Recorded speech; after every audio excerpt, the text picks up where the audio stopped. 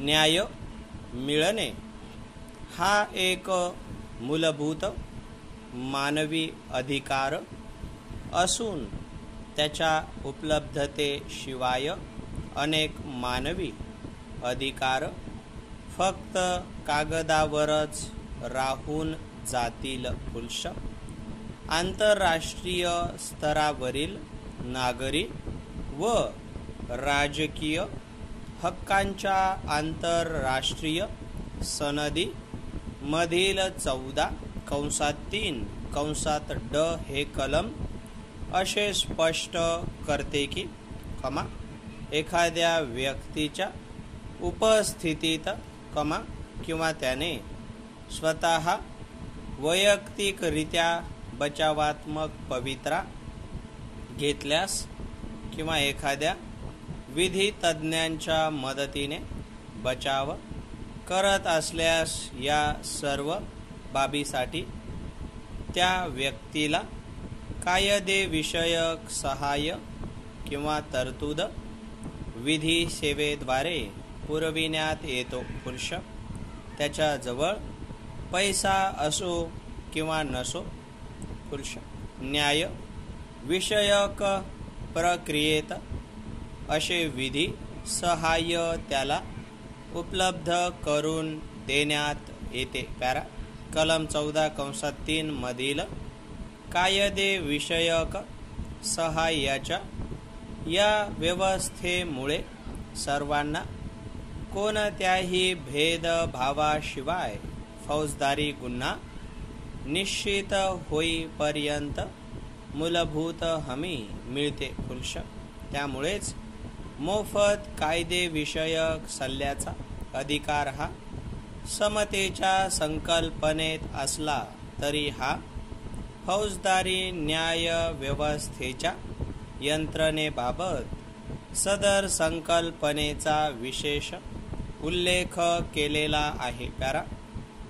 भारतीय संविधान मोफत कायदेविषयक मदतीचा अधिकार मूलभूत अधिकार म्हणून स्पष्टपणे घोषित करत नाही. पुरुष पण शासन धोरणांच्या निर्देशक तत्वांतर्गत कलम 39(क) मध्ये गरजू आणि गरीब लोकांना मोफत कायदेविषयक सहाय्य उपलब्ध आहे. पुरुष संविधानाच्या कलम 39(क) अनुसार राज्य हे कायद्याची यंत्रणा राबवताना समान संधीच्या तत्वावर न्यायाची अभिवृद्धी होईल याची निश्चिती करील आणि विशेषतः आर्थिक किंवा अन्य निसमर्थतांमुळे कोणत्याही नागरिकाला न्याय मिळवण्याची संधी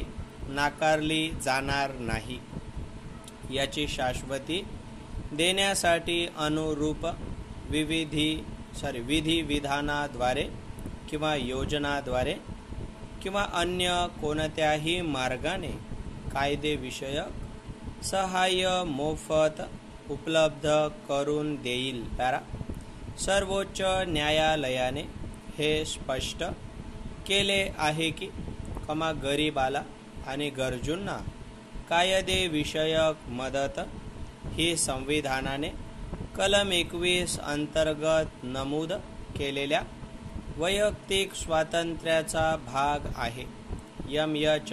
हॉस्कॉट विरुद्ध महाराष्ट्र राज्य या खटल्यात सर्वोच्च न्यायालयाने असे निरीक्षण केले की नागरिकांना मोफत कायदेविषयक मदत ही कलम 21 मध्ये अप्रत्यक्षपणे अंतर्भूत आहे आणि ती न्याय उचित आणि वाजवी प्रक्रियेचा महत्त्वपूर्ण भाग आहे. पुरुष या खटल्याबाबत न्यायमूर्ती कृष्णा अय्यर यांनी खालील निरीक्षण केले.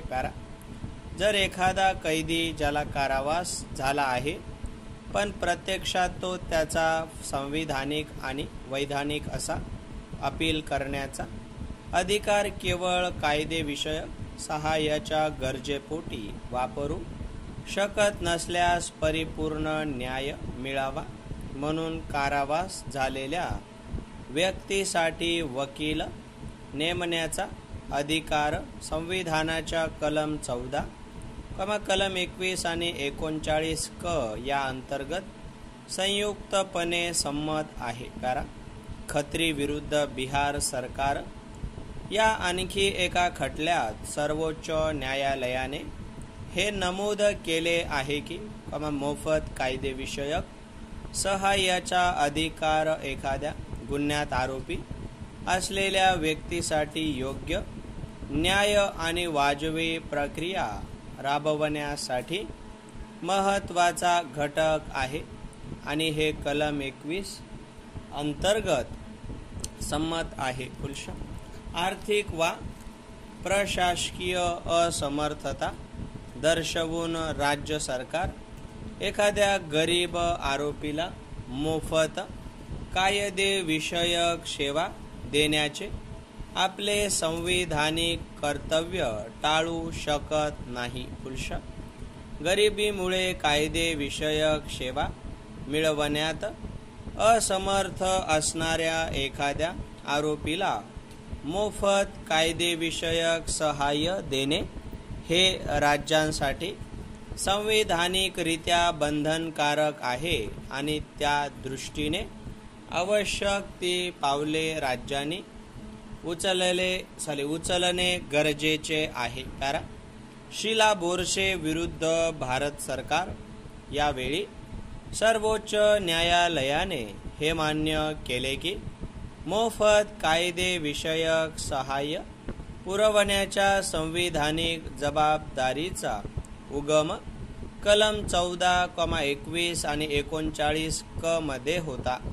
या खटल्यात काही वकिलांच्या वृत्तीवर ही न्यायालयाने नाराजी व्यक्त केली आणि विवंचनेत असलेल्या लोकांना मदत करणे हे वकिलांचे कर्तव्य असल्याची जाणीव करून देत न्यायमूर्ती भगवती असे म्हणाले की समाजाचे गरीब, निरक्षर आणि दुर्लक्षित घटक जेव्हा गुन्ह्याचा आरोप वा अटक वा तुरुंगवास अशा संकटात असतात आणि त्यांना काय करावे वा कुठे जावे वा कुणाकडे जावे हे कळत नाही, तेव्हा अशा घटकांपर्यंत वकिलांनी सकारात्मकतेने पोहोचणे आवश्यक आहे.